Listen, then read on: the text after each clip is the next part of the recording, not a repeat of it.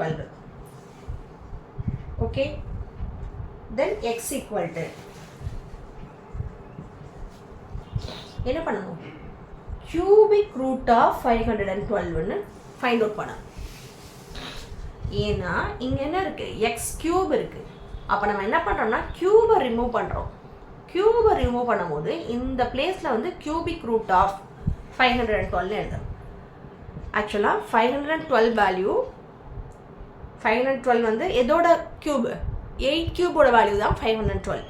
அப்போ அதுக்கு என்ன அர்த்தம்னா cubic root of 8 into 8 into 8. Clear students? இப்போ cubic root of ரூட் உள்ள 3 நம்பர்ஸ் சேம் நம்பர்ஸ் இருந்துச்சுன்னா நம்ம அதுக்கு ஆன்சராக ஒரு நம்பர் மட்டும் எடுத்து எழுதலாம். கிளியரா? இப்படி எழுதியும் எழுதலாம், ஆர் டைரெக்டாகவே 512ஓட கியூபிக் ரூட் வேல்யூ நமக்கு தெரியும் 8 தான் தெரியும்னா டைரெக்டாக இந்த ஸ்டெப்லேருந்து இந்த ஸ்டெப்பும் எழுதலாம். ஒன் மோர் சம் பார்க்கலாமா? x cube equal to 125. Okay, அப்போ நமக்கு x வேணும், கியூபை ரிமூவ் பண்ணணும்.